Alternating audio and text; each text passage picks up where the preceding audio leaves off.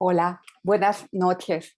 Bienvenidas al segundo al segundo en vivo de Pinto mi raya, que es la tercera sesión de las presentaciones curatoriales, de las presentaciones de las distintas curadurías que hemos realizado alrededor de el Kit de Esquina, un proyecto de Víctor Lerma apoyado por el Sistema Nacional de Creadores. El Kit de Esquina, interposiciones visuales y desdoblamientos del archivo Pinto mi raya, eh, eh,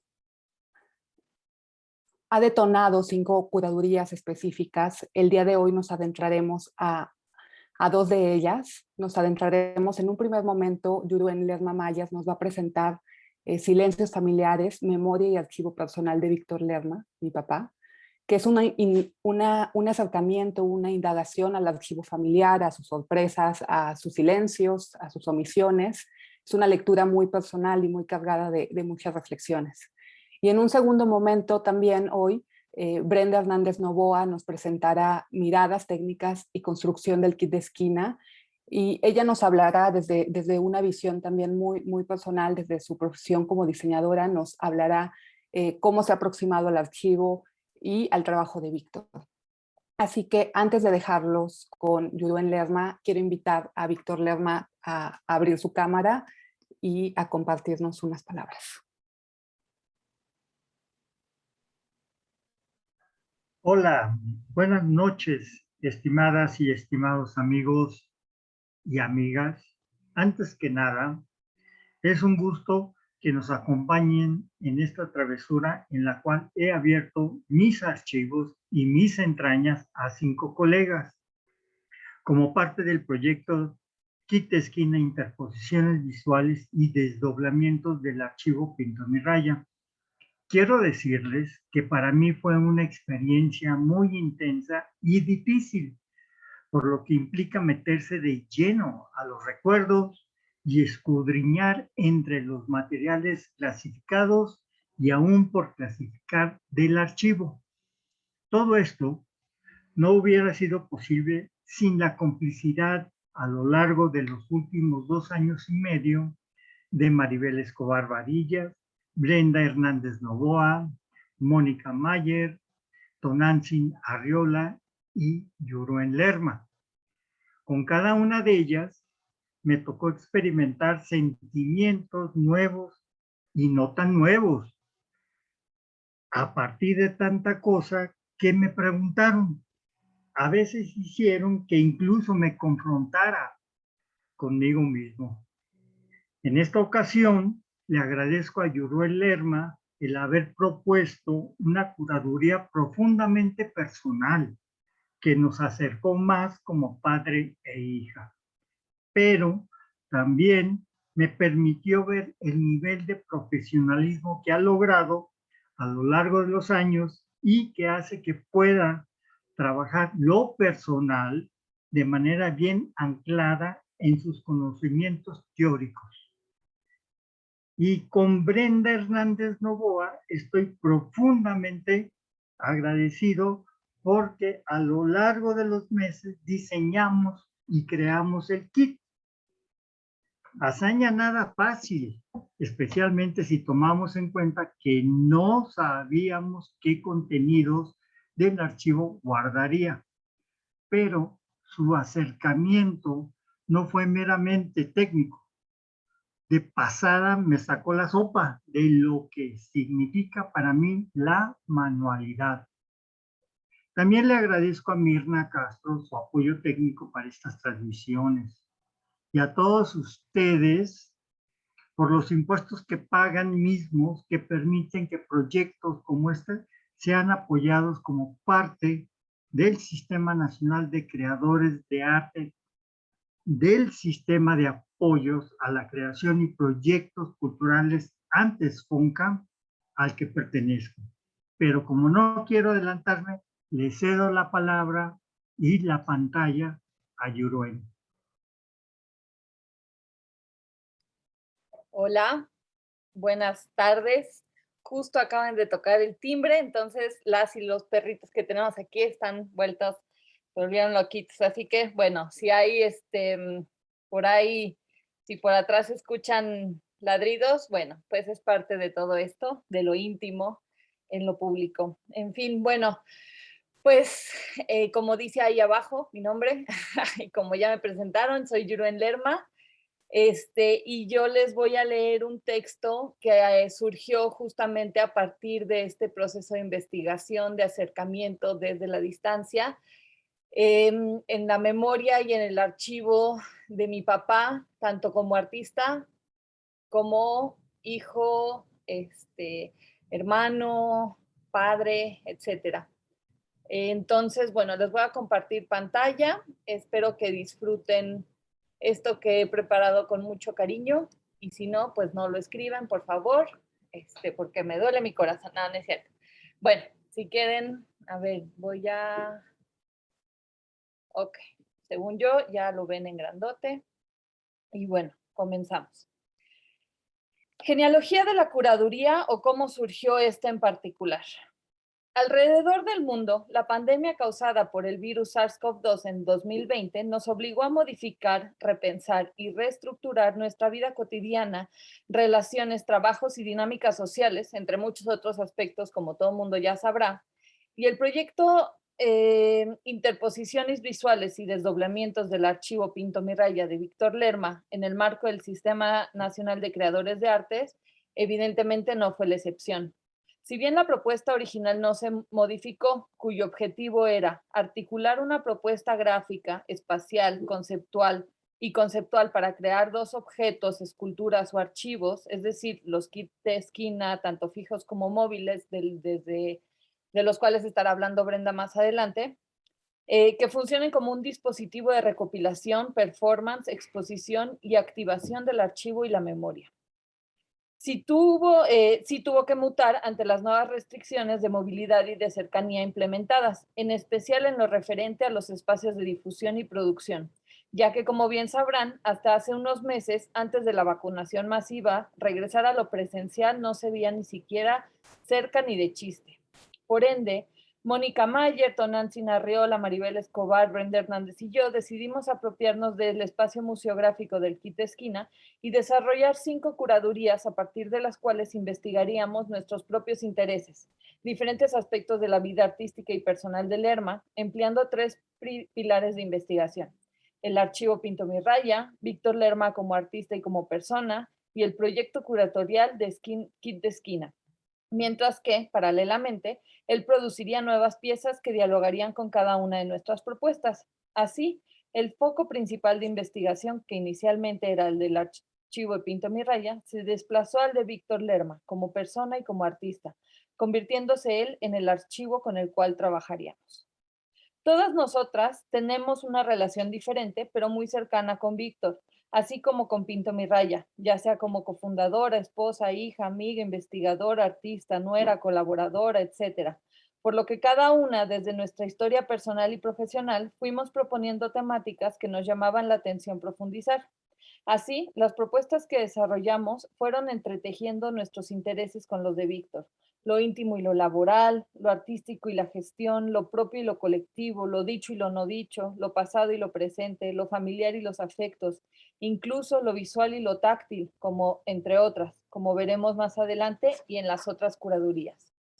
En la primera junta por Zoom que realizamos en enero del 2021, decidimos las temáticas de las curadurías. Mónica, con quien Víctor ha compartido su vida desde los 70, decidió enfocarse en su trabajo fotográfico como estudiante y profesional durante dicha década y la subsecuente. Maribel, por su parte, quiso investigar sus obras gráficas desarrolladas desde los 70 en adelante, mientras que Tona tuvo interés particular por procesos de gestión de proyectos artísticos desarrollados por Lerma y Mayer a finales del siglo pasado y principios del actual. Brenda, siendo la que diseñó y produjo el kit de esquina, eligió investigar el proceso artístico de esta última etapa, específicamente en lo referente al saber hacer manual de la obra de Lerma. Cuando llegó mi turno a elegir, no estaba muy segura de qué línea investigativa seguir, hasta que comencé a reflexionar en torno a mis intereses que en estos últimos años he desarrollado sobre los archivos familiares y la recuperación de las historias de vida de mis ancestras y ancestros. Lo anterior me permitió darme cuenta de que en mi vida, en mi historia personal, existía un enorme vacío sobre un familiar, Manuel Lerma, mi abuelo paterno. Tanto él como Lilia Lucido, mi abuela materna, fallecieron antes de que yo naciera. Sin embargo, de mi abuela sí conocía mucho, gracias a que mi madre siempre me habló de ella, situación que no ocurrió con mi abuelo paterno Manuel, del que poco se habló durante mi infancia, ya sea porque mi padre rara vez lo mencionó o también porque yo nunca le pregunté nada, así como la foto, siempre ha sido un personaje oculto, una desmemoria. Incluso al pensarles, advertí que era diferenciada la forma en la que les nombraba. Ella era mi mamá, que significa abuela en alemán, mientras que él era Manuel, papá de mi papá. Por estas razones decidí que los objetivos de mi investigación, a través de materiales de archivo, memorias y artísticos sobre la primera etapa de vida de mi papá serían: 1. Reflexionar en torno a las memorias y recuerdos que mi papá tiene sobre sus papás. 2. Construir una imagen de quiénes fueron Manuel y Nini como padres de Víctor. 3. Llenar algunos silencios familiares a partir de las narrativas de mi papá. Una vez establecidos los ejes temáticos de las 5 curadurías, platicamos sobre la metodología que implementaríamos y cómo llevaríamos a cabo las investigaciones. Decidimos que si bien cada una estaría a cargo de la suya, todas participaríamos en ellas de diferentes maneras. Sería un trabajo colaborativo, metodología ampliamente desarrollada por Pinto Miraya. En este sentido, cada una diseñaría una serie de preguntas abiertas y detonadoras sobre nuestros temas, con el fin de dialogar con Víctor, pero las compartiríamos con el grupo antes de la sesión para trabajarlas y darle tiempo a él de buscar en su archivo materiales relacionados con las temáticas como son obras, documentos, recuerdos, objetos, etc. Las entrevistas las realizamos por Zoom y las grabamos para tener registro de ellas posteriormente, práctica que no hubiera sido posible sin el grato apoyo de Adán Lerma y Orly Cortés. Las primeras sesiones las lideró Mónica, luego Maribel, después Tona y posteriormente Brenda, cada una tomando un par de días para su investigación. Las entrevistas duraron aproximadamente 2 horas, por lo que al final sumamos más de 16 horas de grabación. Los diálogos colectivos que se construían nos daban pistas a cada una para cada una de nuestras curadurías y poco a poco comenzábamos a vislumbrar procesos, intereses, puntos de encuentro y desencuentro que se entretejían, a pesar de enfocarnos en diferentes décadas de vida y prácticas de producción artísticas. Por ejemplo, comencé a ver cómo ciertas formas de trabajo atravesaban las narrativas artísticas y personales de Víctor, independientemente del momento, como por ejemplo la continua presencia de prácticas e intereses sobre la interacción, ciudad, frontera, travesura, juego y lo colectivo. En este sentido, me pareció importante pensarlos como ejes principales de sus procesos de vida y artísticos, lo cual me permitiría construir la narrativa a partir del diálogo que se da entre ellos, ya que, de alguna forma, a mí me tocaría analizar la génesis, los cimientos o las bases de todos ellos. Tomando esto en cuenta, cuando me senté a pensar mi guía de entrevista, me enfoqué en preguntar sobre estos conceptos, sobre cómo estos conceptos se relacionaban con su infancia y adolescencia, única época en la que vivió con su padre y madre, al igual que aquella información que a mí, como nieta y familiar directa, me interesaba conocer. Así, me acordé de lo que más me gustaba de mis abuelos y abuelas que sí conocí y a partir de ahí empecé a escribir las preguntas. Por ejemplo, recordé con mucho amor la voz de mi abuelita cuando me llamaba por teléfono cada cumpleaños y pregunté cómo era la voz de Manuel.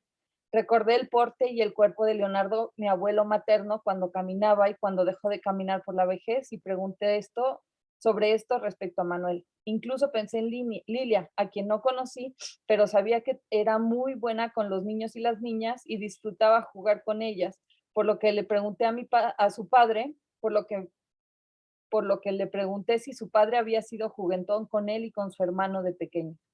En el marco de vulnerabilidad de ser abuela o abuelo en esta pandemia, me pregunté a qué le tenían miedo. También recordé que Manuel había sido alcohólico e incluso que su muerte estuvo relacionada con esto, por lo que le pregunté sobre este significado en su vida. Cuando vagamente recordé que mi papá había tenido una hermana que falleció al nacer, indagué sobre este suceso y cuando reflexioné en torno a que nació y creció en Tijuana, lo primero que se me vino a la mente fue preguntar sobre la idea de frontera, y así sucesivamente. Me dejé llevar por mis inquietudes, mis emociones, mis recuerdos, mis curiosidades, escribiendo las preguntas sin un orden en particular. En un abrir y cerrar de ojos tenía más de 50 de ellas y todavía sentía que tenía muchas más por hacer, por lo que decidí que debía establecer un límite, pues no podía hacer una entrevista sin fin. Pensando en qué número podría ser lo suficientemente significativo para el proyecto, elegí 72, al ser la edad que mi papá tenía en ese momento. Paré en cuanto llegué a la meta. Al terminar, volví a leer las preguntas y me saltaron dos temáticas que las englobaban. En primera, la primera era la descripción de mis abuelos paternos, Manuel y Nini, y en segunda, la relación entre Víctor con su padre y madre. Al releerlas de esta manera, me di cuenta de lo íntimo y personal del cuestionario y pensé en que la metodología de esta curaduría tendría que ser diferente al resto. En primera, no compartiría las preguntas antes de la sesión, porque no quería que mi papá las supiera y pudiera pensarlas. Quería que contestara en el momento y que sus recuerdos surgieran con base en el diálogo, es decir, que no tuviera tiempo para digerirlas previamente, situación que surgió en las otras entrevistas. Por esta razón, le escribí al equipo para informarles que les entregaría una copia de las preguntas una vez que termináramos las entrevistas. Ante esta limitante que le impuse a mi papá expresó cierta incomodidad y seguido me llamaba por teléfono o enviaba mensajes pidiéndomelas. Nunca se las di. No obstante, con base en esta reacción, decidí que en las entrevistas solo estaríamos él y yo, con el fin de crear un espacio seguro y cómodo, considerando que posteriormente podría compartirles el registro audiovisual, cosa que no sucedió, como explico más adelante. Hoy me doy cuenta de que, poco a poco y sin saberlo, los silencios iban tomando el control de esta curaduría. En tercera, consideré que estaría bueno hacer las entrevistas con una copa de vino, ya que al cabo nadie iba a manejar. Así, unos días antes de nuestra primera sesión, le mandé las siguientes indicaciones por WhatsApp. Afortunadamente pudo abrirlo, pero esa es otra historia. Buscar objetos, obras y cualquier material de archivo que te recuerde a tu mamá y a tu papá. Escribir dónde estaban colocadas en la casa. Servir una copa de vino para cuando vaya a ser nuestra sesión. Cuando finalmente llegó el día, me dijo que no había hecho ninguna de esas tareas e insistió en que les pasara las preguntas. La única tarea que no cumplió y que le perdoné fue la de la copa de vino, pues era temprano y francamente tampoco se me antojaba tomar. En fin, yo no sabía qué esperar de la sesión, pero abrí la sala de Zoom y nos conectamos. Comencé a grabar e iniciamos con nuestra primera plática virtual. Mi papá se veía nervioso e inquieto, pero mencionó que estaba dispuesto a entrarle a este juego de preguntas y respuestas sobre su pasado y sobre su y nuestra familia. Le conté que me había dado cuenta de que tenía una relación con mi abuela Lilia, pero no con Manuel, y que estas pláticas me interesaban como una manera para que yo pudiera construir una idea de quién fue mi abuelo, así como nuestra familia o su y nuestro pasado. Poco sabía que en ese momento poco sabía en ese momento de que el vínculo que también se afianzaría sería el nuestro, entre padre e hija, pero de eso lo hablaré más adelante. Y también ya lo comentó mi papá. Comencé preguntándole sobre la primera sección y 2 horas y media después habíamos abarcado solamente las primeras 15 preguntas. Me di cuenta de que contestar 72 implicaría muchas más sesiones de las esperadas y supimos que esto iba para largo. Una vez que paré la grabación, le pregunté a mi papá cómo se había sentido y en general me dijo que muy bien, que se sentía cómodo hablando conmigo y que le había gustado hablar de su padre, de su madre, de su hermano y de su pasado, pero que explícitamente me pedía no mostrarle estas grabaciones a nadie y que no sabía cuándo se sentiría dispuesto a compartirlas. Entonces, respetando esta petición, le informamos al equipo que la entrevista había estado muy buena, pero que por las temáticas abordadas no se las enviaríamos por el momento. Otro silencio. Esta limitante me puso en jaque, puesto que debía pensar en cómo realizar una propuesta curatorial con material que no podía ser utilizado. Tras 3 sesiones y más de 6 horas de grabación, mi frustración aumentaba ya que no lograba concretar una propuesta y si bien la información era riquísima, no podía hacer uso de ellas. Sin embargo, decidí seguir confiando en el proceso de las entrevistas, de los diálogos, de las preguntas y del trabajo colaborativo y ver dónde nos llevaban. En la cuarta sesión, mi papá dijo algo sobre los silencios familiares y eso me hizo pensar en cómo estos han sido el andamiaje del proyecto. Pensé en el silencio sobre Manuel que había detonado la curaduría, en el silencio metodológico que había moldeado el inicio de esta, por ejemplo, cuando no involucré en el proceso de construcción de preguntas al equipo, o en el silencio del contenido de nuestras sesiones que nos había acompañado desde la primera reunión. Lo paré en seco y le comenté lo que estaba pensando. Le dije que deberíamos trabajar con el silencio como una idea central con el fin de aliarnos con él en vez de negarlo. Lo convertiríamos en una idea creativa, potenciadora, en vez de en una barrera. Le platiqué lo que hasta el momento había visto en la investigación doctoral sobre los silencios del archivo y cómo estos, al igual que nuestras identidades, vínculos e historias, están constituidos por presencias, ausencias y silencios. Le gustó la idea y dejamos volar nuestra imaginación, mientras hablábamos de su pasado y de su presente. En total tuvimos 5 sesiones por Zoom con más de 12 horas de grabación. Mientras él hablaba, yo transcribía lo que él decía. Al final le pasé una copia de los videos, así como de la transcripción. Y él comenzó a trabajar en sus obras y yo en la curaduría, que varios meses después dio como resultado el siguiente montaje, el cual contiene 19 piezas entre objetos de archivo y obras nuevas, y las cuales están clasificadas en 6 núcleos conceptuales, que son los siguientes. Diálogo entre padre e hija, útiles revividos, 1942-72, sin consensos, recuerdos y mutismos, cotidianidades e infancias, entre cartas y silencios, identidades entretejidas. Ahora voy a hablar del núcleo número 1. Me puse a pensar que si bien no mostraría las respuestas de mi papá, el cuestionario lo había hecho yo y por ende deseaba incorporarlo en mi curaduría, puesto que por una parte materializaba el silencio de sus respuestas y por la otra me preguntaba si quienes las leyeran sentirían curiosidad por nuestro diálogo o tal vez se las apropiarían para hacerlas con sus propias ancestras y ancestros. Mi primera idea era imprimirlas y agregarlas al documento, pero al contarle la idea a mi papá, me propuso que las escribiéramos sobre una tela que pareciera piel, con la cual forraríamos el kit, idea que me encantó y que eventualmente evolucionó en una instalación performance titulada Silencios.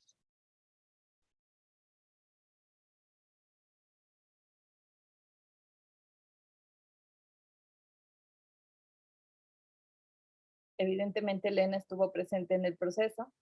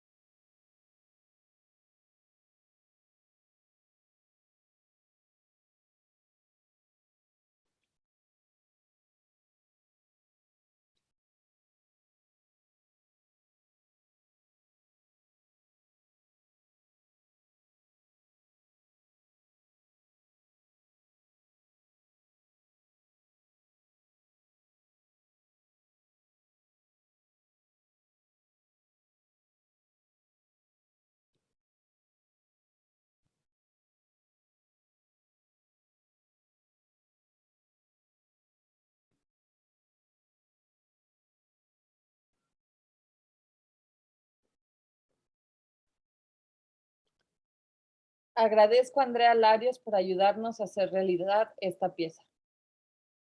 Posteriormente, Brenda y yo continuamos pensando en sobre la constricción en el uso del contenido de las entrevistas y consideramos que podríamos hacer una pieza sonora con fragmentos ininteligibles, que básicamente suena como habla mi papá, pero esa es otra historia, y descontextualizados de las grabaciones, jugando así entre la presencia y la ausencia, el sonido y el silencio. Dicha pieza se titula O Yendo al Ayer.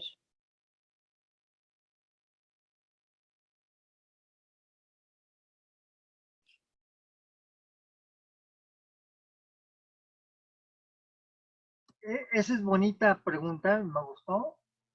El caso está que hacía travesuras Por eso me gustan las travesuras. Hacía travesuras de todo tipo. Tijuana me permitía. Y ya con la práctica, haces uno y ¡pum! Haces dos maneras de... En ese sentido, es hacer un cuerpo narrativo de una memoria. Por alguna razón, son alcancías. Se te cae el dinero. Pero la poca información que se iba juntando era oral y nomás era dicha a ciertas personas, porque mi abuelita, mi machonita, la mamá de mi mamá, jamás quiso hablar. Lo dijo aquel o lo dijo ella, pero no hay manera de comprobarlo, ¿sí? Está muy loco, muy curado. En las buenas, como dicen, en las buenas y en las malas, siempre estaban ahí juntos, ¿no? Cuando murió mi papá, decía, bueno, no tengo mi papá, pero tengo mi tío. Tengo un archivo de fotos de mi papá guardando chucherías, eso lo tengo de ella, ¿no? Pues serían sus herramientas de que él tuvo. Yo era muy vago, pues muy bonito porque no sabía yo qué esperar, porque como yo sí jamás esos efectos de la memoria. Haga usted el favor de pararse. Y lo que me acuerdo es de que estaba oscuro. Caldo, sopa y guisado, tortillas. Y decía, es que cuestionan todo, lo escatológico que es. Mi papá nunca le gustó viajar, así que las rutinas eran más o menos así como te comenté de ahí, pero también eran por épocas. Corría con el yeso puesto. Era muy loco correr. Yo estoy orgulloso de mi papá. Y a mí nunca se me ocurrió que decía que era yo muy, ¿cuál es la palabra? A Johnny Laboriel de los Rocking News, la gente lo quería mucho porque sabía cantar y se vaya a mover. Resortes, era... La anécdota que te quiero decir es que triste.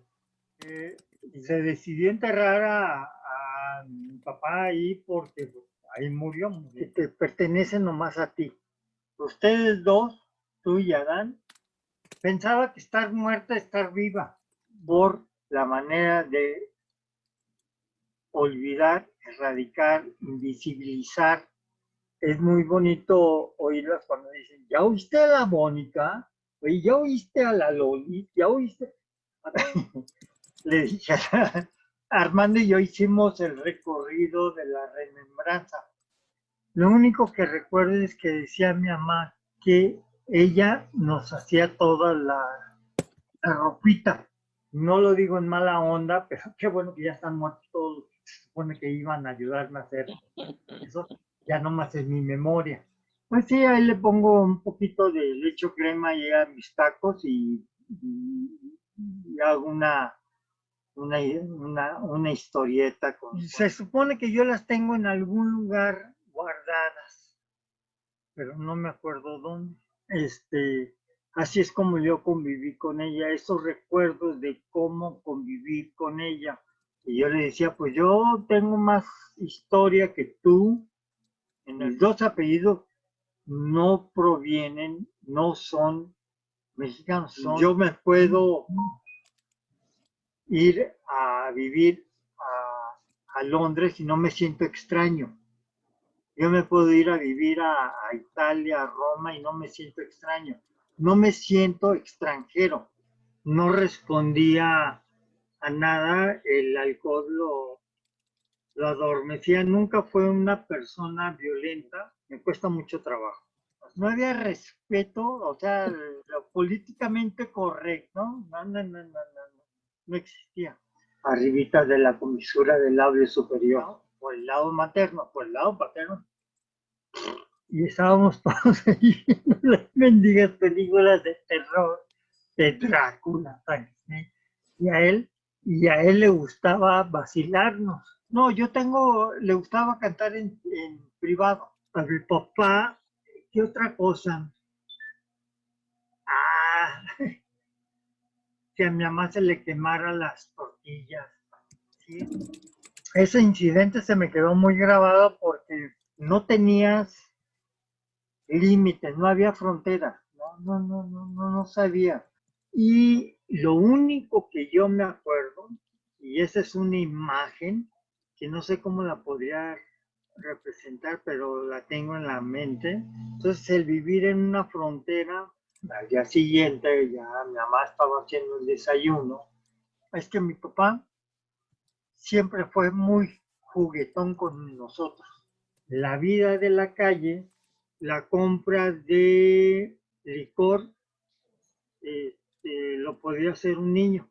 Y una rutina era que a veces nos íbamos todos a un comercio a ver discos y comprábamos discos. A ver, ¿a quién quieres más? ¿A tu papá o a tu mamá? Tu vida tiene una, una dinámica muy clara, muy diferente a una persona que ha sobrevivido y de que pues decía, yo no tengo por qué hablarles, voy a cortarme el pelo. A los niños les dio por decirme tío, muy machitos y nos peleamos y todo a trancazos, ese tipo de cosas, pero no como para tener una anécdota, sino como para ver tu pregunta viene precisamente, hace clic con ese tipo de cosas, a platicar con mi papá y decirle cómo eras de chico. Como paréntesis, el día que nos fuimos Mónica y yo a Europa, en la casa nunca se dijeron malas palabras. Quizá porque todavía tengo una resistencia y esa resistencia puede ser de miedo. Bueno, ahorita te cuento una anécdota muy, no sé si es Lerma o Z o Lerma o Z, pero creo que es más su Z. ¿Ya te tienes que ir?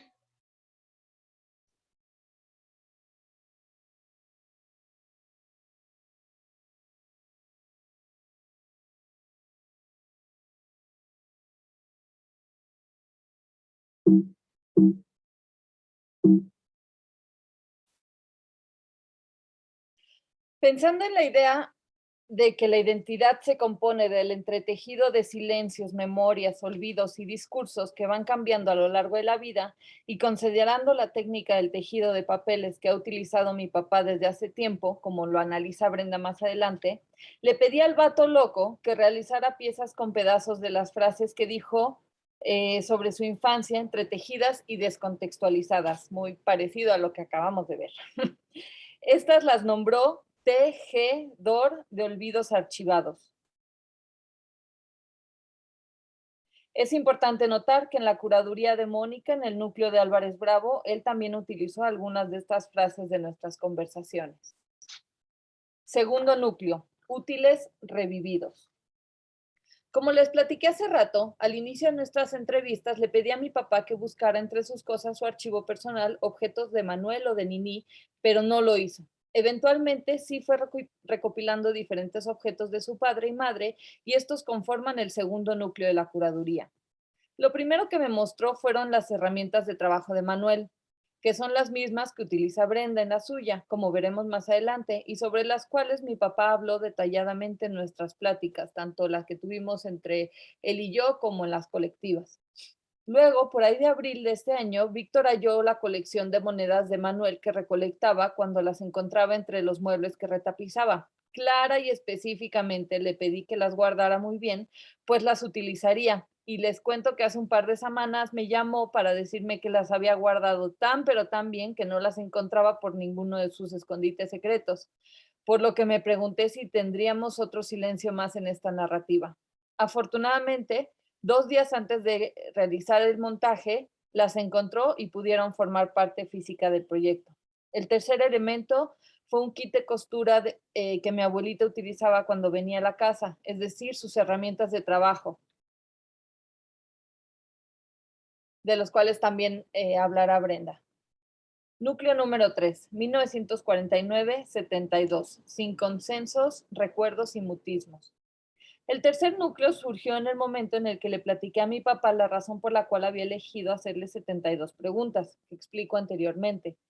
Se rió y me contó que justamente él había tenido un proyecto titulado 1949, que corresponde al año de su nacimiento y que está conformado por 1949 obras en óleo de pequeño formato, 28 por 18 centímetros, con papel hecho a mano sobre su historia de vida. Su descripción en el 2021 desde su recuerdo fue: cuando vivíamos en Sombrerete, creo que en el 84, antes del temblor, estaba pensando hacer un proyecto llamado 1949.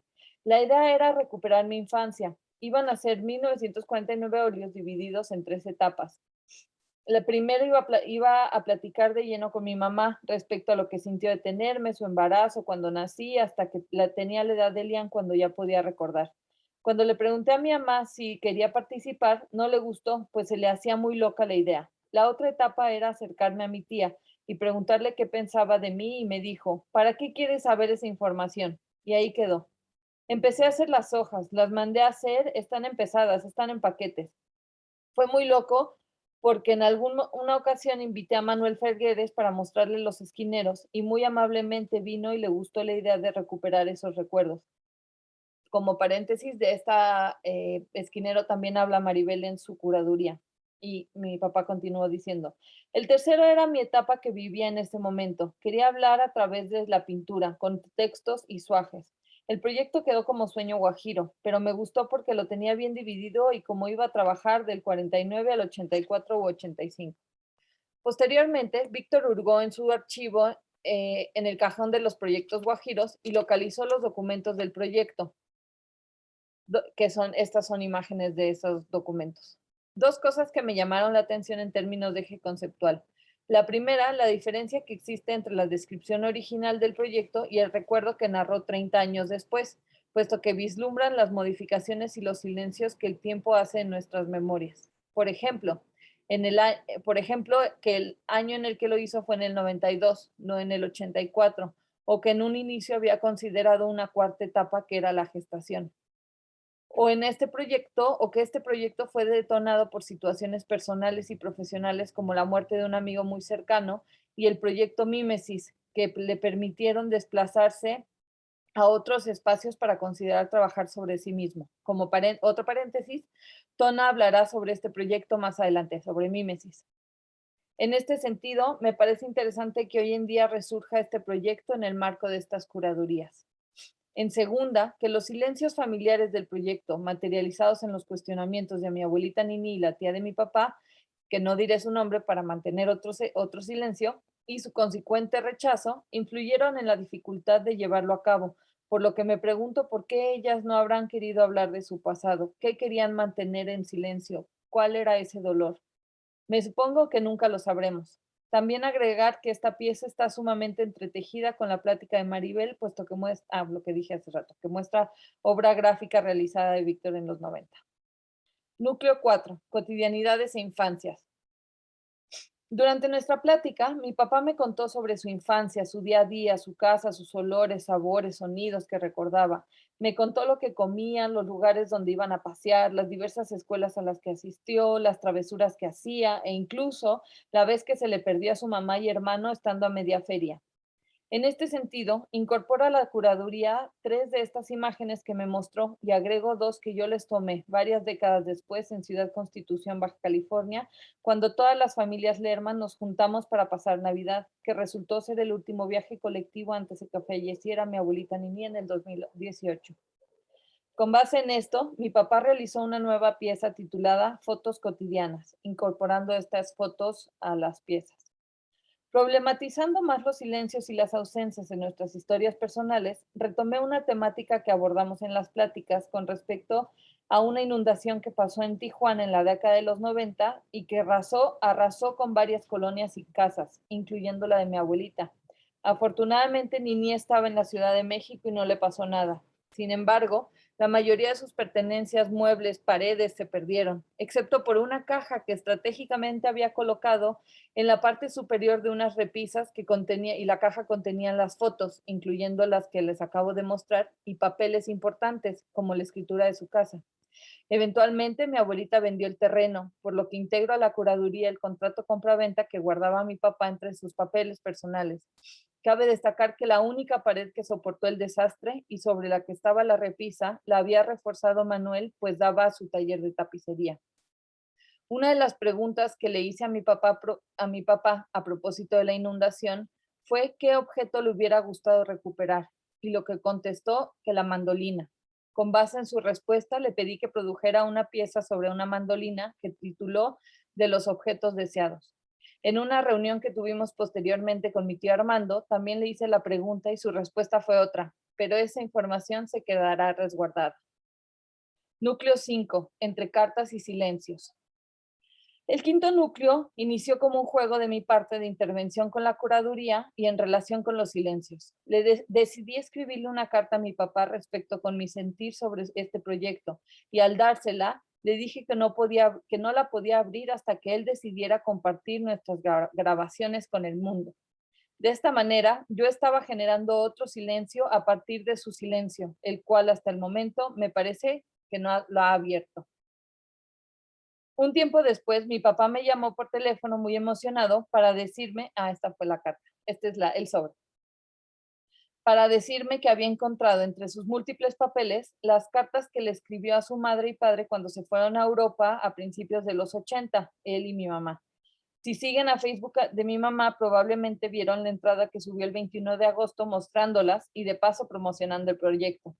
Cabe destacar que estas cartas existen hoy en día, ya que estaban dentro de la caja, sobre la repisa, en la pared que reforzó Manuel el día que se inundó la casa. En fin, me dijo que él haría una pieza nueva titulada Carta a mi mamá, que es diferente Carta a mi madre, porque ese es proyecto de mi mamá, donde las trabajaría gráficamente y desde los silencios y las censuras, e incorporaría una que yo le había escrito a mi abuelita cuando en mis años de puberta viajamos a Europa. El día que nos juntamos para montar mi curaduría, decidí incorporar estas cartas como una suerte de instalación de archivo y quiero destacar esta frase escrita que me llenó el corazón de amor. El 20 de mayo de 1985, a 2 meses de haber nacido, mi papá le escribió esta postdata a su madre, mi abuelita, que no la leo porque lloro. Núcleo número 6, identidades entretejidas. Finalmente, el silencio, mejor dicho, los silencios son constitutivos de nuestras identidades, así como de nuestras historias familiares, ya sean silencios voluntarios o involuntarios, traumáticos o irrelevantes, frágiles o resistentes, chistosos o tenebrosos, individuales o colectivos, debemos saberlos partes de nosotras y hacer de ellos nuestros aliados en vez de nuestros enemigos. En este sentido, este concepto entendido como verbo, sustantivo y adjetivo es el primer elemento del andamiaje de este proyecto, puesto que estuvo desde su concepción, su desarrollo, su conceptualización y su conclusión. Y 2 piezas que realizó al respecto son las que a continuación muestro y que hablan de la censura y la muerte, otros 2 silencios tajantes en nuestras historias de vida. También son nuevas piezas de Víctor. A manera de conclusión. Esta curaduría, co-creada tanto por mi papá como por mí, tiene elementos particulares que difieren de las otras. Por una parte, el hecho de que no se trate del análisis de obras, procesos o materiales artísticos previamente desarrollados, sino de sus recuerdos y de su pasado, generó que se produjeran mayor cantidad de piezas nuevas y que no haya tanta presencia de material documental de archivo. En este sentido, empleamos la memoria oral y el diálogo, ambos censurados aquí, como 2 de las principales técnicas investigativas, siendo estas, como lo dice Mónica en la suya, de las más utilizadas en el quehacer artístico de Lerma. Por otra parte, la mayoría de estas piezas fueron creadas en colaboración entre él y yo, mientras que las otras fueron pensadas exclusivamente por mi papá. Otra diferencia fue el juego que le dimos al espacio del kit de esquina, pues no sé si se dieron cuenta, pero escondimos algunas piezas en la parte posterior del mueble. Ahora bien, esta discusión la podremos tener más adelante. De acuerdo con la historiadora francesa Arlette Farge, los silencios, las censuras y los olvidos forman parte íntegra de los archivos, y pensarlos permite visibilizar, así como problematizar las relaciones de poder que existen, no solo en la parcialidad de los materiales disponibles, sino también en el análisis de las personas involucradas en su producción. Estos marcan identidades, narrativas y discursos de contextos particulares, por lo que de acuerdo con la situación hay que llevar a cabo diferentes mecanismos para romperlos, encontrarlos, identificarlos, fortalecerlos o en ocasiones generarlos. Sin embargo, creo que es importante saber que desde su ausencia siempre nos acompañan y que nos atraviesan en nuestro día a día. Les quiero contar que el otro día, mientras escribía este texto, me llamó mi papá para decirme que le había contado a su hermano Armando sobre el proyecto y que acababa de tener una maravillosa plática con él de más de 2 horas sobre sus recuerdos de infancia. Me comentó entusiasmado sobre las diferencias y similitudes en sus relatos, que quería que hiciéramos una plática entre todas y todos, hecho que sí se sucedió y que enormemente le agradezco a mi tío Armando y a mi tía Delfina por su tiempo y por compartirnos fotografías que también incluí en esta curaduría. Y les comento que esta plática también quedará, les comento que esta plática que también grabamos quedará guardada en el baúl de los silencios. Ese día que me llamó, concluyó diciéndome, mi papá, con voz cortada, que Armando le había comentado que su papá sí había conocido a 2 de sus hijos, por lo que mi papá le preguntó cómo había sido como abuelo y respondió que fue un abuelo muy amoroso y juguetón. Así, retomando mi inquietud inicial de esta curaduría respecto a la posibilidad de crear un vínculo afectivo con Manuel a partir de los recuerdos de mi padre, admito que he podido construir una idea o una posmemoria, como dirían autoras como Laura Atié o Marianne Hirsch, más compleja sobre él, sobre quién fue él, qué hacía, qué le gustaba, qué no le gustaba, cómo fue como padre y como abuelo, a partir de los lugares y objetos de la memoria. Si bien en este momento considero que es muy temprano saber si el vínculo se forjó o se fortaleció y de qué forma, les puedo compartir que el otro día, cuando me refería a él, lo nombré abuelo y no Manuel, padre de mi padre. Para terminar, otro vínculo que se movilizó en este proceso fue el que tengo o tuve con mi abuelita. A pesar de que sí la conocí por muchos años y tuvimos una relación bastante cercana, escuchar los recuerdos de mi padre sobre ella me permitió ver diversos lados de Nini, como trabajadora, madre, cocinera, cuidadora, coleccionista, archivista, religiosa, esposa, hija, migrante, todos otros claros oscuros. Y me encantó pensarla, recordarla y sentirla cerquita. Sin embargo, un vínculo que no preví que se fortalecería era el existente de mi papá y yo, puesto que esos diálogos, esos momentos creativos y esas horas por Zoom o creando la curaduría me permitieron conocerlo más, escuchar cómo entretejía sus narrativas sobre sí mismo y con sus piezas, y esto como guiño para la siguiente plática, y crear una alianza muy íntima y cercana en el marco de una pandemia que nos ha obligado, entre otras cosas, a alejarnos físicamente. En este sentido, considero que, a pesar de que los silencios impregnaron esta curaduría, fueron nuestras voces las que fortalecieron este vínculo entre padre e hija.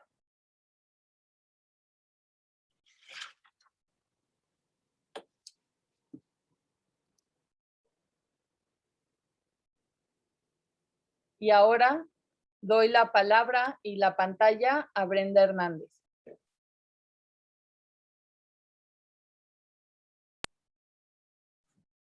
Hola, a ver, ¿ya me ven? Deja compartir pantalla. Listo.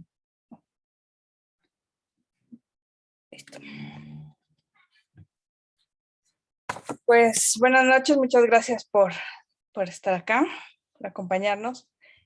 A mí me toca continuar esta plática con mi curaduría que se titula Miradas, técnicas y construcción del kit de esquina.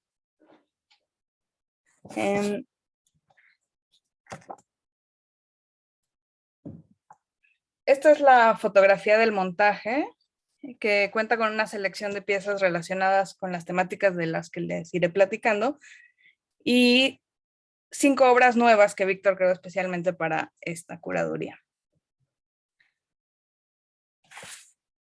Mi acercamiento y participación en el proyecto de Pinto mi Raya se ha dado a través del diseño, en particular del diseño industrial. Comencé colaborando para la creación y fabricación de un empaque de cartón que pudiera contener la selección de artículos digitalizados que realizarían para conmemorar sus 20 años, el archivo activo. En aquella ocasión, trabajando con Víctor, fui conociendo los materiales del archivo, su modo de trabajo, sus intereses y su forma de ver el proceso de diseño. Me sorprendió que al final de la producción, Víctor decidió colgar, junto a los cuadros de su casa, los suajes utilizados para la producción de las cajas y sobres. Ese interés en elementos que para mí eran solamente una herramienta me fue mostrando esa mirada particular de Víctor que después pude observar en su obra y su forma de crear sus piezas. Son estos detalles y miradas particulares que me llaman la atención y que quiero compartirles. El tema central de esta curaduría es el diseño del kit de esquina, proyecto que continuó al del archivo activo y en el cual colaboré para el diseño y construcción del mueble a través del cual transportarían el archivo a diferentes espacios, museos e instituciones. Maribel da una muy buena explicación de este proyecto en su presentación que tuvo el miércoles pasado y que pueden encontrar en la página de Facebook. Colaboré en principio dándole formato editorial a la carpeta del proyecto enviado al antes FONCA, para ser considerado en el Sistema Nacional de Creadores. En la descripción de esa propuesta, Víctor comenta lo siguiente. El diseño de las estructuras que contendrán el archivo están basadas en una larga investigación visual que he desarrollado a lo largo de la faceta individual de mi trabajo como artista visual y que tiene que ver con el espacio. En los 70 empecé haciendo dibujos a partir de suajes sobre papel o corteza. En los 90 la búsqueda se amplió a la realización de piezas para esquinas y en años recientes he realizado varios proyectos interviniendo directamente en los muros. El diseño de los kits será una continuación de esta investigación. Con esto en mente, la curaduría que planteo está conformada por 5 núcleos en los que quiero abordar algunas de estas técnicas que influyeron en el desarrollo de este kit, así como momentos de la historia personal de Víctor que se relacionan con la producción manual de este tipo de estructuras para finalizar con el proceso de diseño y construcción del kit de esquina. Me interesa reflexionar sobre la mirada en el quehacer artístico de Víctor Lerma y cómo esto influyó en el diseño del final del kit. Como ya se comentó anteriormente, la metodología que implementamos para la investigación de estas curadurías fueron entrevistas realizadas a Víctor a lo largo de varias sesiones, por lo que en esta presentación incorporo fragmentos de sus verbalizaciones para compartir con ustedes un poquito más de esta historia personal que nos narra él directamente. El núcleo 1 se titula El oficio familiar en la obra de Víctor Lerma. En cada núcleo veremos marcados con estos círculos naranjas más grandes las piezas que forman parte de él. Estas son las piezas y objetos que incorporan en este tema.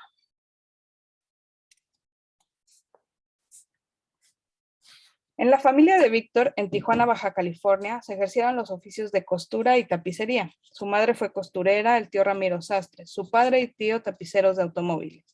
Él se involucró en la tapicería desde los 10, 12 años, junto con su hermano y primos, ayudando a desarmar los autos para ser retapizados. Más adelante comenzó a aprender y realizar otras actividades del oficio. En estas fotos del archivo personal de Víctor vemos a su papá en un sillón retapizado por él mismo y a Víctor y su hermano Armando de pequeños vestidos con ropa que su mamá les había hecho. Como él dice, estaban inmersos en ese quehacer y producción manual, como nos comenta. Tanto mi mamá como mi papá ejercieron un oficio. Mi papá podía trabajar el mueble y la tapicería de automóviles y a mi mamá le gustaba mucho la costura. Mi mamá nos hacía la ropa y siempre lo presumía. Entonces estábamos en contacto tanto visual como ser parte de los experimentos. Con toda esa manualidad, pues nosotros inconscientemente estábamos presentes y sabíamos lo que hacían. De esos años recuerda el interés y asombro que le generaba el observar a su padre trazar figuras geométricas en la tela y ser transformadas con el hilo y la aguja en piezas para los autos, el juego de manos con el que su tío sastre remendaba prendas, el acomodo y movimiento de su padre en el espacio de trabajo mientras trazaba y cosía las telas con la máquina.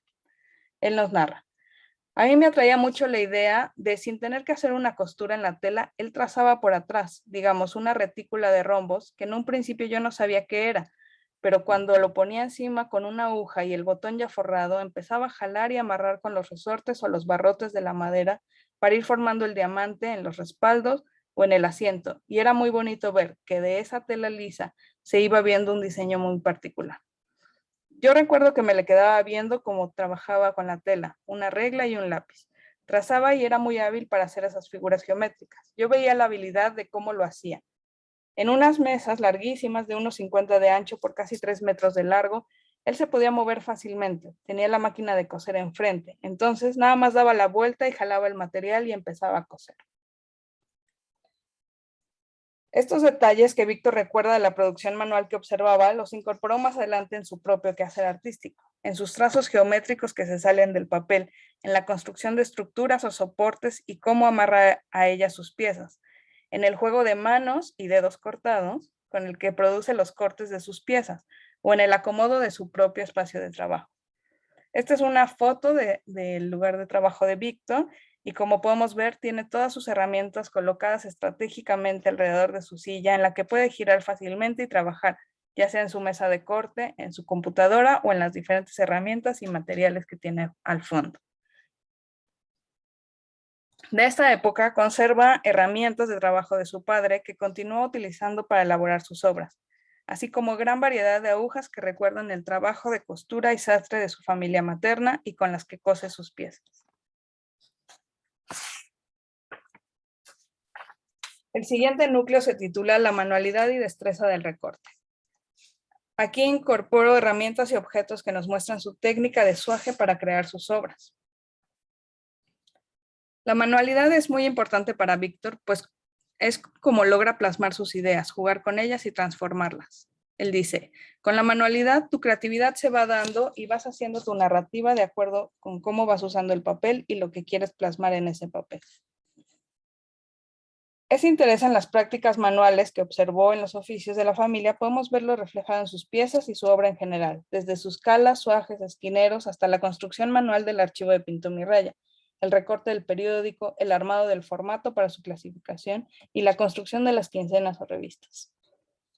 El suaje es una técnica recurrente utilizada en su trabajo como artista visual desde los años 70. Inició como una exploración de la técnica del papel picado mexicano y la incorporó a su trabajo transformando la transparencia y movimiento delicado del papel. Le interesó crear una sensación de movimiento y volumen aparente a través de la perspectiva de los cortes, la sombra y el espacio entre planos. Como Maribal nos comentó en su curaduría, esa técnica, así como las calas y esquineros, se vinculan con sus nociones de arquitectura, a la que ella denomina como uno de los vectores que definen sus procesos creativos y su materialización. Jugando con los suajes, se puso como reto cortar las tiras lo más delgado posible, lo que le dejó varios dedos cortados. Nos dice que logró cortar hasta 1 milímetro entre línea y línea. El juego de los dedos me gustaba porque, decía yo, es como estar tocando el piano y hacer presión, y todo eso me gustaba mucho. Eso sí, tenía muchos dedos cortados y cicatrizados, pero era parte del oficio.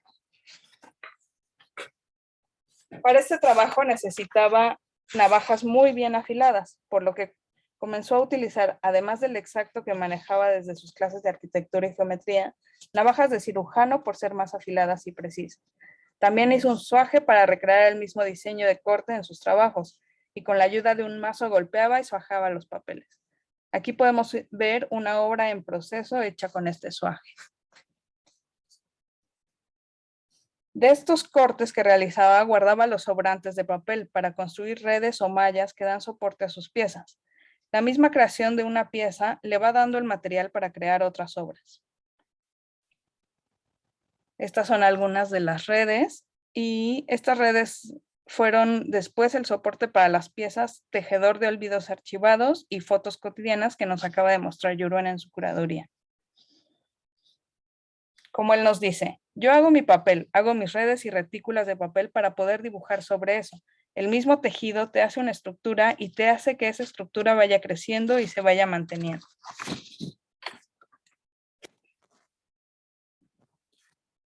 El siguiente núcleo se titula El recorte llevado a los muros.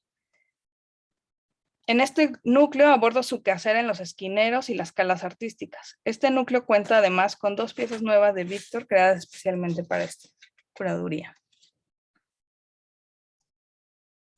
Una práctica que Víctor realiza frecuentemente es la de guardar todo tipo de objetos en pequeñas cajas o botes para después darle algún uso en sus obras.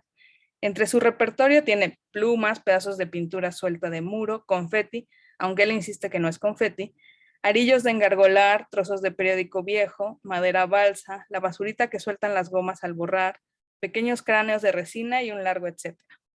Esta es una muestra de su colección de cajas de residuos y una muestra de que siguen apareciendo. Ahorita me encontré pedacería de papel de fotocopia que guardé de los 70. Está azul verde, ya quemado. Está muy bonito. No sé qué vaya a hacer, pero la textura y el color me atraen. En sus trabajos incorpora diferentes elementos dependiendo del tema, como palitos de paleta, alfileres, alambres, piedritas, tornillos, botones, acerrín quemado, figuritas de plástico. Los materiales no están pensados de antemano, sino que los va trabajando de acuerdo con la obra, como la pieza de las costureras del terremoto que vemos aquí, con pedazos de muros encontrados en el lugar del derrumbe, o la pieza que le dio a María Eugenia Chelet en alguna ocasión, en la que utilizó huesos de pollo y cenizas de carne asada. Víctor comenzó a realizar la construcción de piezas para esquinas o esquineros en los 90. El soporte en un plano ya no le era suficiente, por lo que comenzó a explorar creando marcos para una esquina. Le parecía que las esquinas eran muy desperdiciadas a la hora de exponer, por lo que empezó a explorar utilizando 2 o 3 planos. Nos cuenta. El esquinero salió más adelante. No podía avanzar trabajando lo bidimensional.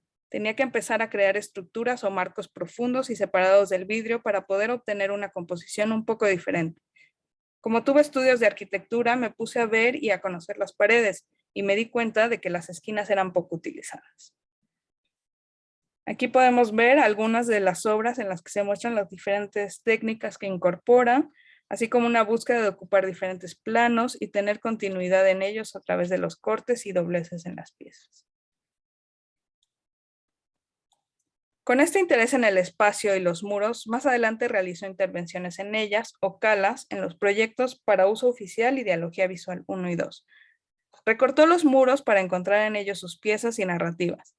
Al igual que en los esquineros, les fue incorporando elementos de acuerdo con la pieza que quisiera crear, pero además iba encontrando en ellos sus materiales.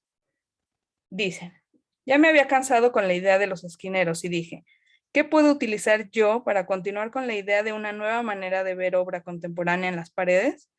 Empecé a hacer calas, empecé a jugar con las sombras, texturas y colores que daba el muro, con esas composiciones visuales para crear las piezas.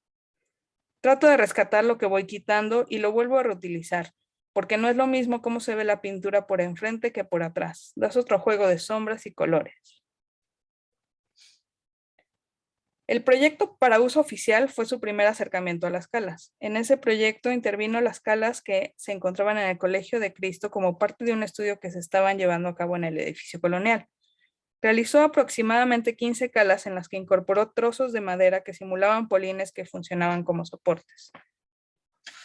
Él dice, empecé a utilizar maderas para hacer un juego como la cimbra que utilizan los trabajadores en arquitectura, como un andamio. No tenía ni un solo clavo, eran puros nudos con los que te tenía todo.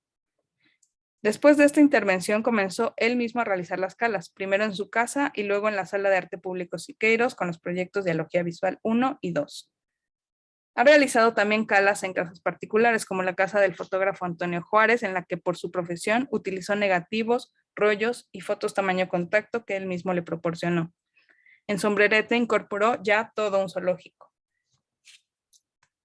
Empecé a jugar a hacer como cuevas e ir metiéndole elementos de todo tipo a la cala. Se iba transformando, en este caso, en un hogar de un zoológico. Ocupar el espacio o darle un uso a cada cosa o a cada esquina es una búsqueda recurrente de Víctor que veremos reflejada en el desarrollo del kit de esquina.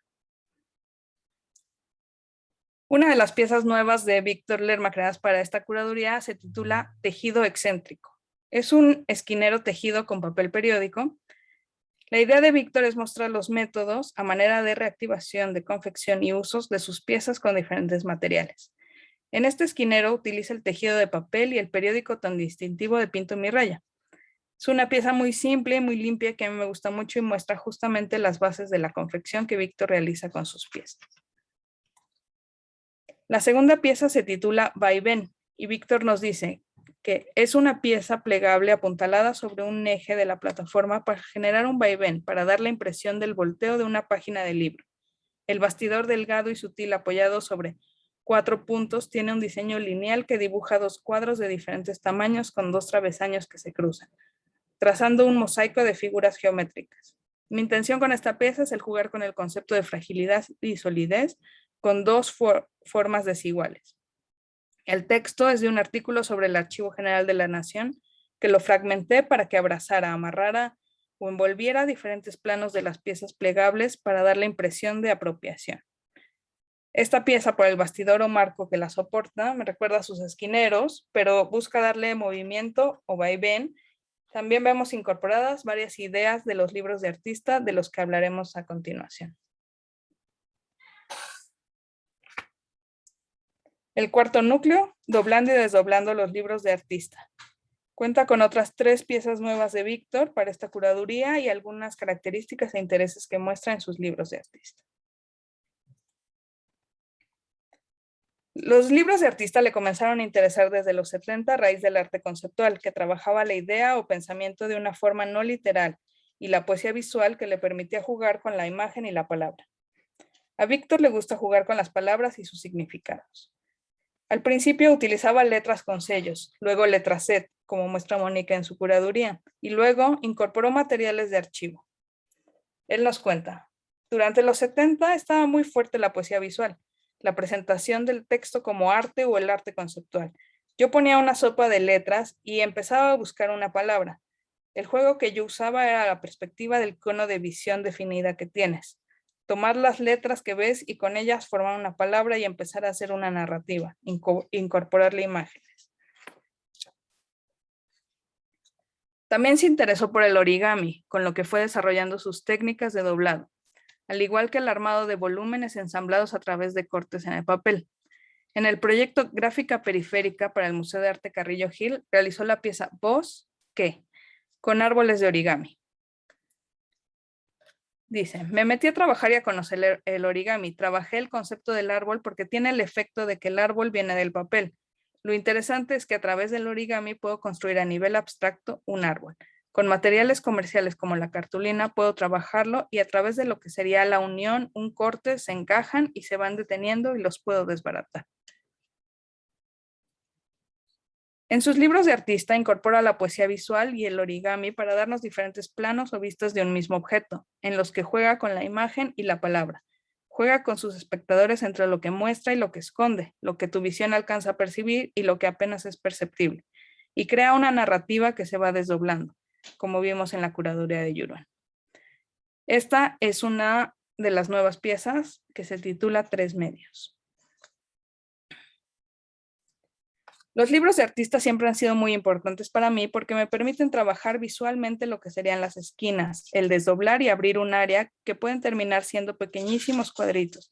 Y al momento de abrir tiene el texto, tiene una lectura.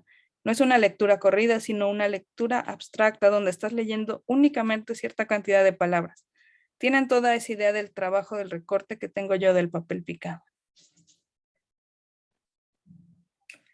Para esta curaduría, la cuarta obra nueva de Víctor se titula Un archivo recopila las ruinas de un tiempo difunto. Es una pieza pensada como libro de artista en la que utiliza los materiales del archivo Pinto mi Raya, específicamente el archivo hemerográfico, raya, crítica, crónica y debate en las artes visuales.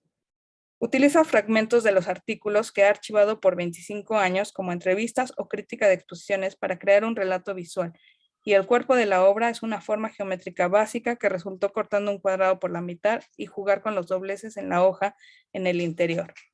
Nos dice, el utilizar el archivo, el íntimo y el público como herramienta me ha dado la pauta para crear nuevas piezas y reactivar obra que había tenido archivada por varios años.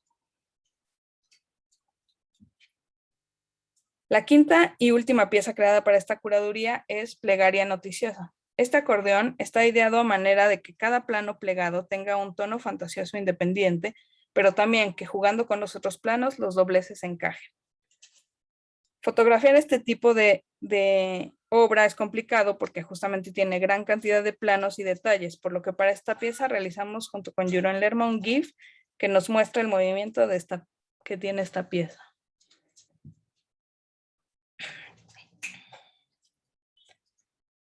El último núcleo es diseñar con la mirada de Víctor. y busca resumir el camino en el que nos ha llevado este proyecto para llegar a las piezas finales y casi finales de los kits fijo y móvil. El diseño partió del proyecto que habíamos desarrollado anteriormente, el archivo activo. Buscábamos continuar con la forma general que tenía la caja del archivo, esa silueta con la línea inclinada que partía nuestro plano y que, al desplegarse, revelaba el contenido. Aunque para el proyecto presentado en Alfonca habíamos realizado una visualización de la idea general del kit, poco a poco fuimos transformando ese archivo activo en esteroides para dar paso a lo que hoy es el kit de esquina. Quiero comenzar con esta narración de los años en los que Víctor trabaja en Los Ángeles y estudiaba arquitectura, porque aquí nos deja ver esa perspectiva artística que tiene. En Los Ángeles, un amigo se dedicaba a diseñar el estacionamiento público de las viviendas o centros comerciales, y yo, en lugar de ver la importancia del cajón con ciertas medidas, veía un dibujo en general trazado, muy estructurado. Cuando lo trazaba, pues yo me divertía viéndolo. Yo lo veía más como una obra artística, más que como una propuesta arquitectónica de un espacio para automóviles. Como en aquella ocasión en la que Víctor colgó el suaje de las cajas del archivo activo, lo que yo entendía como una herramienta, él lo veía como una pieza. Objetos que crean un dibujo, una composición.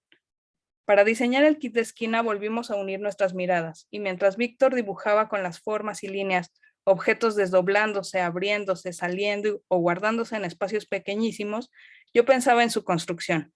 Le ponía a esas ideas materiales, herrajes, pesos, dimensiones. Y vaya que me lo ponía difícil. De cierta forma, nuestras miradas y deformaciones profesionales se fueron complementando para crear dos objetos igualmente funcionales y artísticos. Aquí vemos algunas de las maquetas en las que Víctor plasmaba sus ideas para el kit. Como vemos en la primera, la idea de desdoblamientos es central. Quería desplegar y desplegar planos para mostrar la mayor cantidad de cosas. También realizó una maqueta utilizando el árbol de origami para hacer un objeto desmontable en el que en el centro se encontraran los cajones del archivo. La tercera maqueta fue su interpretación posterior del kit fijo, del que hablaremos más adelante. De forma breve, quiero compartirles las ideas que nos inspiraron para el diseño, comenzando por el diseño del kit móvil, que es el que ocupamos para estas curadurías. En la propuesta enviada al FONCA, el kit móvil se planteaba como un expediente, una carpeta que desplegaba su contenido, pero debido a la cantidad y variedad de objetos y documentos que se le querían incorporar, fue necesario pensar en algo más grande, que de igual forma fuera fácil de transportar. Nuestros análogos eran los organizadores de documentos, como el archivo u organizador expandible, que es un tipo maletín que organiza los documentos en su interior como folders. Ese tipo de objetos restringían el contenido a únicamente papeles de cierto tamaño, pero como hemos visto, el archivo de Pinto Mi Raya tiene objetos de todas las formas, tamaños, colores y sabores. Fue necesario entonces pensar en un mueble. Otros objetos análogos analizados fueron los gabinetes de papelería antiguos, de los que hay gran variedad de formas con espacios para un contenido más variado. Queríamos que estéticamente se pareciera a los muebles, archiveros y ficheros antiguos que están en Pinto Mi Raya, y como les comenté, continuar con la silueta del archivo activo. Aquí vemos algunos de los bocetos, planos y renders que desarrollamos a lo largo de este proceso, así como algunas fotos de su producción. El resultado final fue una caja mágica, una caja que se abre o desdobla con sus 3 puertas para abrirse y revelar su contenido, que también se expande hacia afuera. De estas cajas queríamos ocupar todo, como con los esquineros de Víctor. Queríamos utilizar cada puerta para agregar más y más cosas. Ideamos entonces unas extensiones de acrílico que también se desdoblan y amplían las posibilidades. La puerta superior o tapa hicimos que abriera y se sostuviera en forma vertical para aprovechar esa superficie también.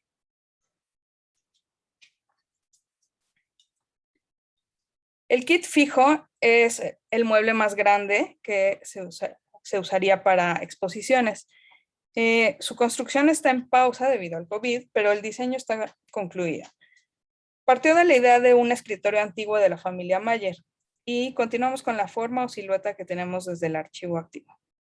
Investigando sobre el mobiliario de oficina de esa época, encontré un diseño clásico de mediados de siglo denominado Desk in a Box, Office in a Cabinet, Metamorphic Desk Secretary o Swiss Magic Box. que fue diseñado en Suiza por Mumenthaler y Meyer y su producción se dio de 1950 a 1959. Es una pieza de mobiliario único que ofrece una oficina compacta. Cerrado es un gabinete normal, pero al abrirse despliega un espacio de trabajo completo con escritorios, repisas, lámparas y espacio de almacenaje. Este tipo de mueble nos permitía una gran variedad de espacios en su interior y la facilidad de transportarse y guardarse, sin necesidad de armar y desarmar en cada uso. Estos son algunos de los bocetos, planos y renders del kit fijo en el que se ve el proceso y algunas de las ideas que surgieron en su desarrollo.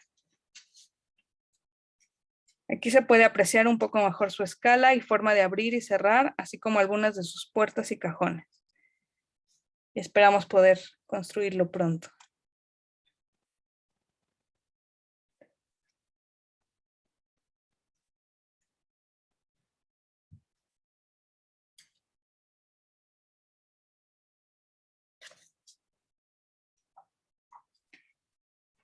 En ambas piezas del kit de esquina vemos reflejadas las técnicas e intereses de Víctor, como los dobleces de origami y sus libros de artista, desdoblándose con las puertas, cajones y bisagras de los acrílicos que se despliegan, y con ello nos permite ver o esconder su contenido. De sus esquineros vemos ese interés por ocupar el espacio o darle un uso a cada espacio, al utilizar todos los planos posibles, tapas, puertas, repisas, esquinas, huequitos. El poder cambiar la estructura principal, tanto para el kit móvil como el fijo, ponerle o quitarle partes, nos habla de su forma de darle un uso diferente o segundo uso a las cosas, como el tejer sus lienzos con los retazos de cortes o el crear nuevas obras con el material encontrado. Para finalizar, quiero cerrar con una frase de Víctor en relación con el kit. El kit de esquina es un libro, conceptual y metafóricamente hablando es un libro. Tú lo abres y lo abres como un libro y queda como un libro. Cuando le sacas la tapa de arriba, lo levantas, es como si abrieras las solapas de un libro que está cubriendo el cuerpo y su información. Y estos son algunos de los libros que ha escrito.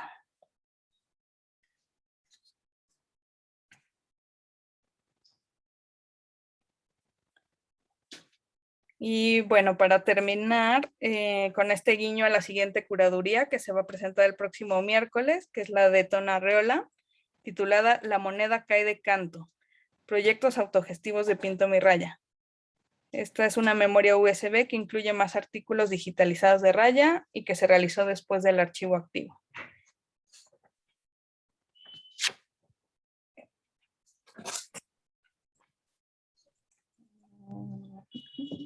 Muchas gracias, Brenda. Invito a que abran las cámaras todas y muchísimas gracias. Ha sido una sesión, yo creo que todas aquí estamos muy emocionadas. Ha sido una sesión profundamente, bueno, ha sido conmovedora y ha sido muy intensa también porque creo que hay muchas perspectivas, hay muchas aristas aquí que abordar, nos han sumergido de lleno a los recovecos del trabajo de Víctor y también a gran parte de su pasado, del cómo está trabajando actualmente y permiten como dar una profundidad y dar como como distintas perspectivas de su trabajo. Por un lado, en el caso, por ejemplo, de Brenda, aunque en los dos casos veo como procesos muy personales, muy íntimos, hay como, en el caso de Brenda, por ejemplo, también hay algo súper personal. Me encanta ver como esta perspectiva que vas ahí sacando a partir de las entrevistas sobre cómo se apropia Víctor de un oficio familiar, por ejemplo, y cómo podemos desde ahí, ¿no?, hablar de otras formas de los procesos de trabajo, de la manualidad para Víctor, y eso se me hace súper interesante. Y por el otro lado, bueno, ha sido unos silencios súper elocuentes, ha sido realmente muy conmovedor todo lo que nos ha contado Yuduen, también porque para la equipa ha sido un proceso muy, muy, muy bonito, todo ir trabajando, y justo con el proyecto de Yuduen había un silencio, nos iban contando, siempre había mucha duda para todas, había como partes ahí que no sabíamos, y el poder ver y el poder escuchar cómo lo han entretejido cómo han podido llevar más allá, bueno, llevar a otros lados el kit mismo, o sea, expandirlo, y cómo tú tomaste, por ejemplo, el mueble completamente, o sea, de lo cerrado, y cómo te fuiste apropiando de él, le fuiste dando también un cuerpo, Yuru, y para dialogarlo con Víctor, y bueno, se me hace completamente conmovedor todo lo que has presentado, pero me gustaría, ha habido muchos comentarios y quiero agradecer, bueno, agradecemos todas a todas quienes nos están viendo, a Javier León Cuevas, a Gabriel Olivo, a Isabel Rosendiz, Tachi Beltrán, Armando Lerma, Elizabeth Ross, Carmen Cordero. No sé si quieren comentar algo, y en un ratito les leo algunos de los comentarios, porque tenemos varios comentarios por aquí.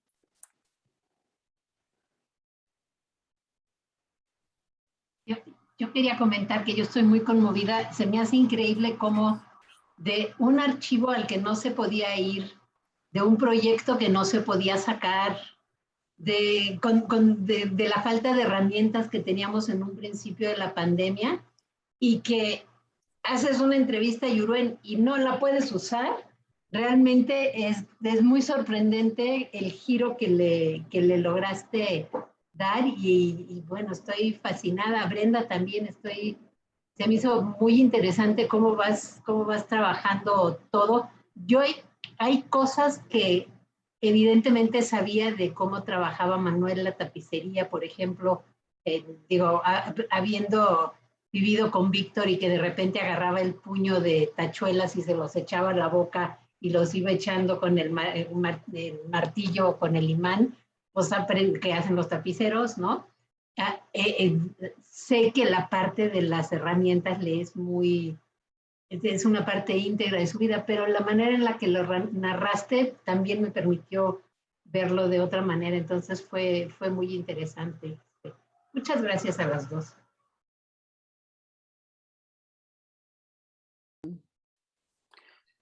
Les voy quiero... no, perdón, adelante. No, yo lo único que quiero es de que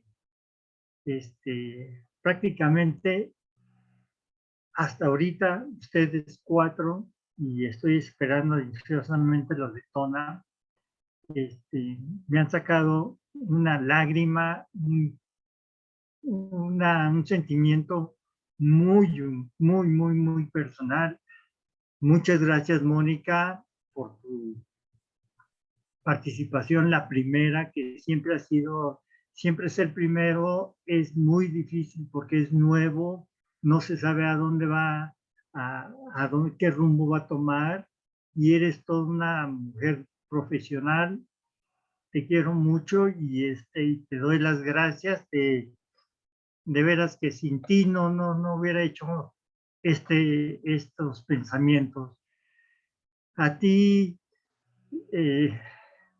Maribel, que en todos estos años que hemos estado trabajando, el que te hayas interesado en este proyecto, y a su vez específicamente en mis piezas gráfica, para mí es muy importante porque soy celoso con mis piezas, ¿sí?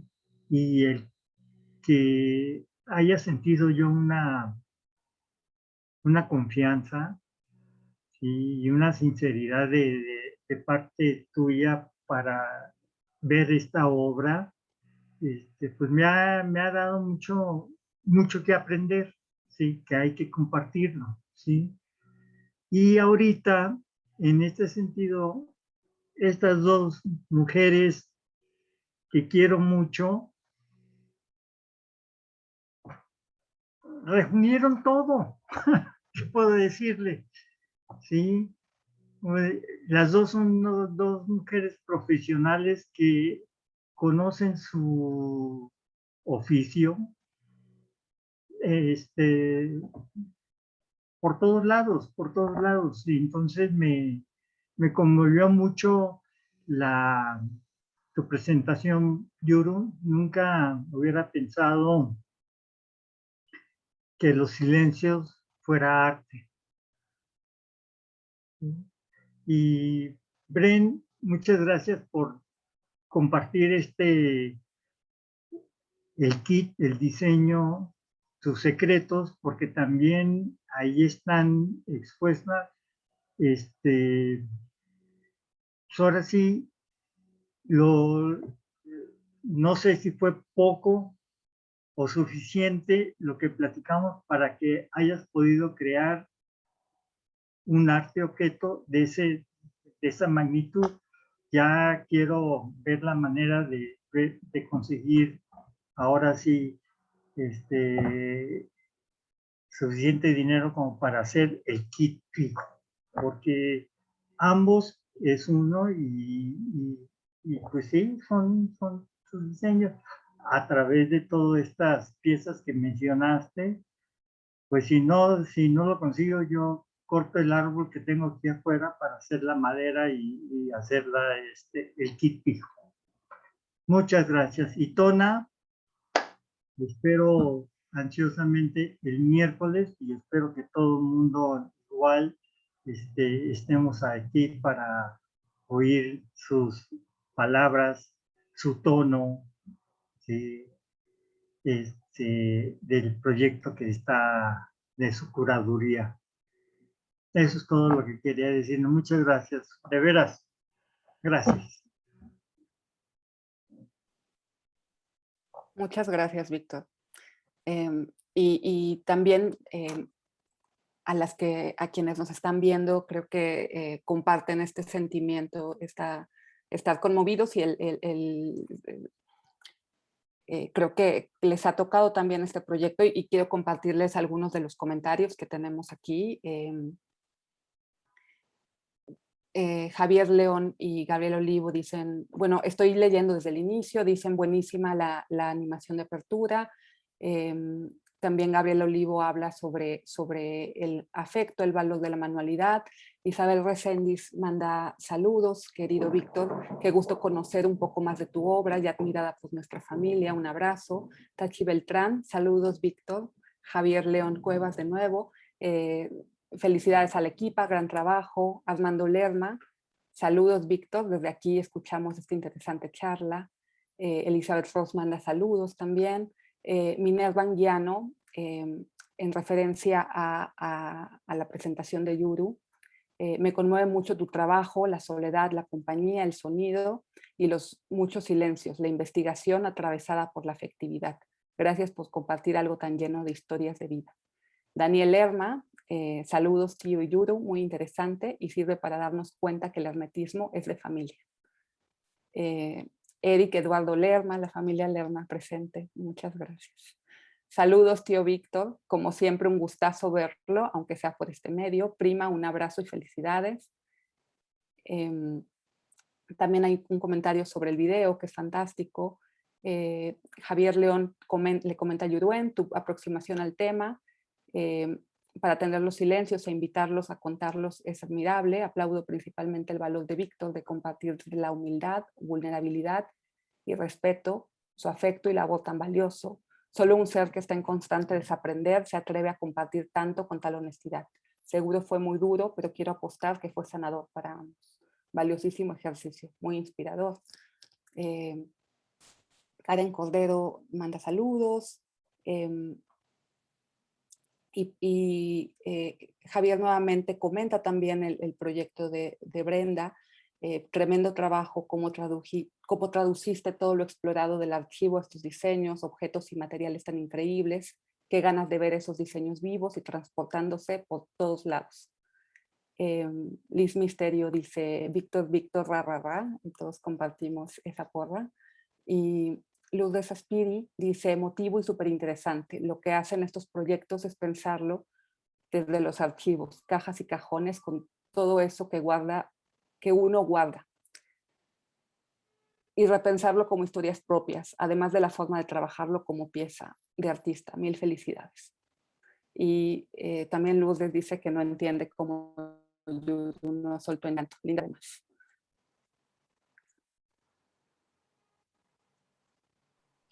Y pues, pues muchísimas gracias. Estoy muy abrumada,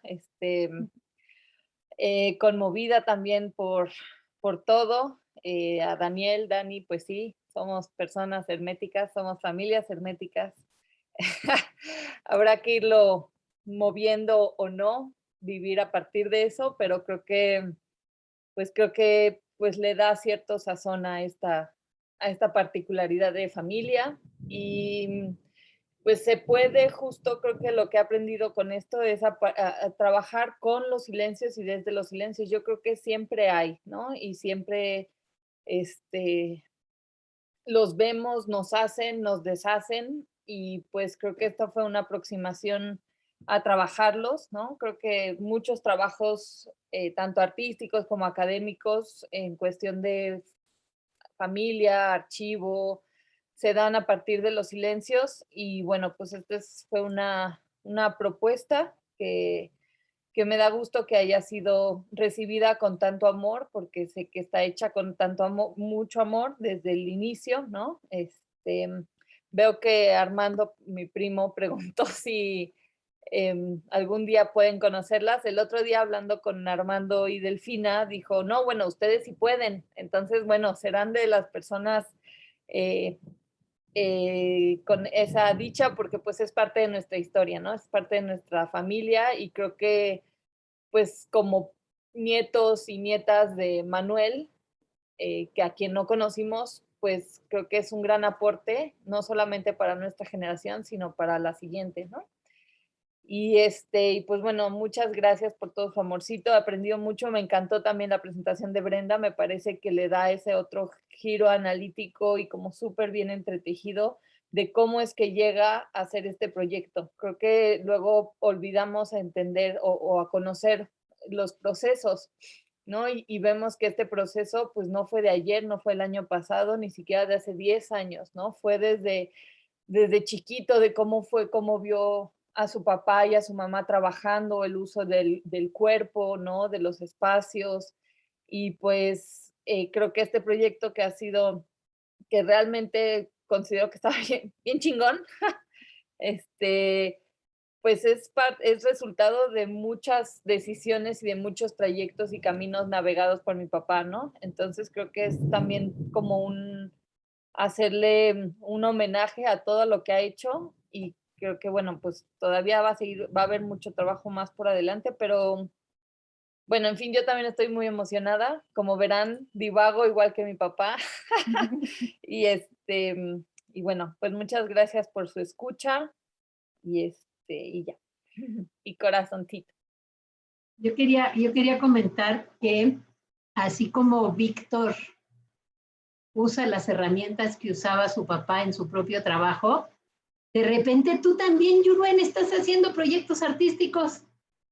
Eso me sorprendió mucho, pero se me hace muy congruente que uses las mismas herramientas de Víctor para hablar del trabajo.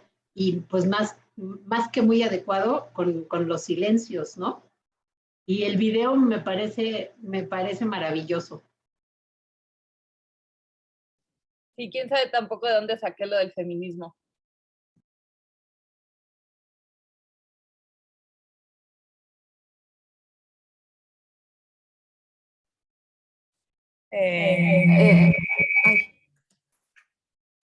Perdón, hay otros comentarios que llegaron después. Brenda Caro Cocotle manda saludos. Tachi Beltrán dice, muy interesante, emotiva charla, abrazos Víctor.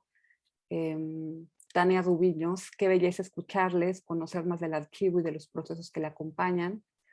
Javier León dice, hagan el cochinito y estoy seguro que muchos cooperamos para que ese kit cobre vida. Gracias. Liz Misterio manda corazones morados. Pablo Sagua, saludos a todos, un abrazo. Maru Gilbert dice, conocer la obra de un artista es valioso. Conocer la historia del autor es invaluable y nos ayuda a entenderlo. Liz Misterio, les quiero mucho, les admiro mucho, mucho. Me encanta verles, compartirnos en este ejercicio. Armando Lerma, saludos a todos. Yuruen, bueno, creo que esa pregunta la habías comentado. Matt Gasca también, que es una suma de experiencias muy interesante, inspiradora y conmovedora, que felicidades. Miguel Hernández, felicidades, felicidades al equipo, excelente trabajo. Y bueno, esos son algunos de los comentarios. Interrumpí a Bren, adelante.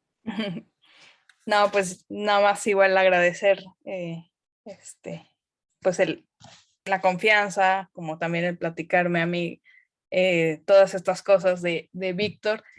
Y pues yo usé muchas de sus verbalizaciones porque pues para mí es como muy importante, ¿no? Como saberlo digamos, de primera mano, escuchar esta parte de Víctor, cómo narra para él qué significa estas cosas, ¿no?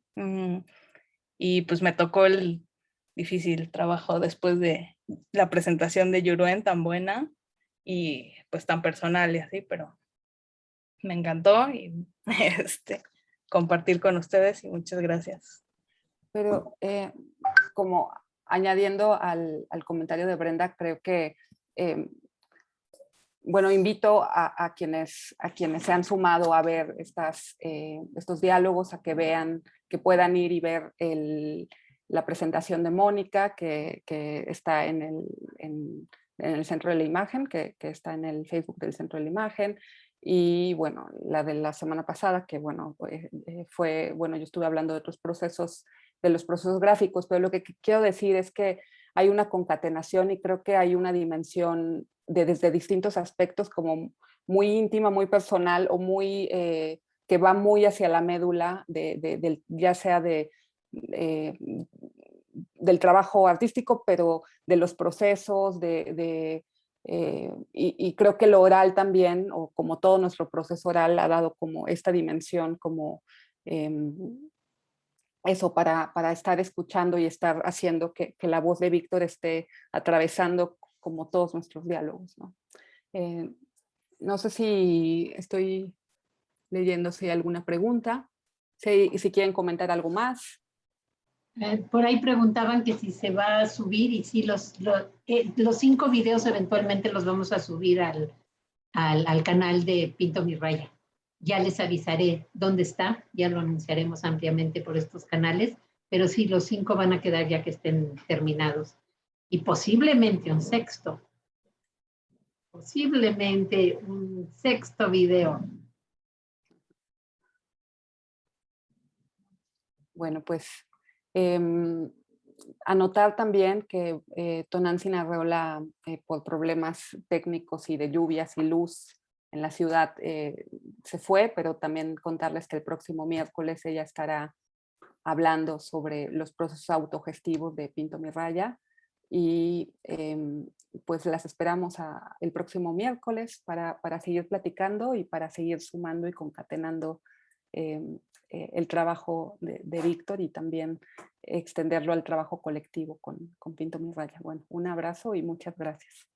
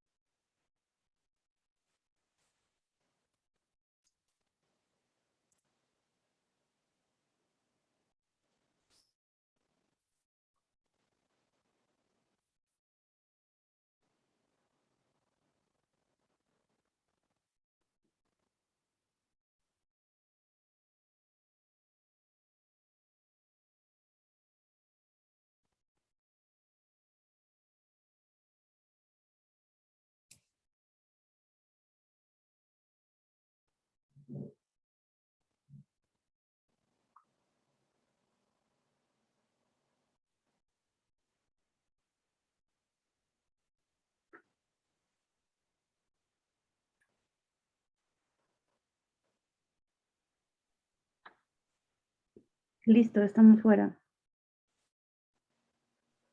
Ay, uno más. Muy bien, muy bien.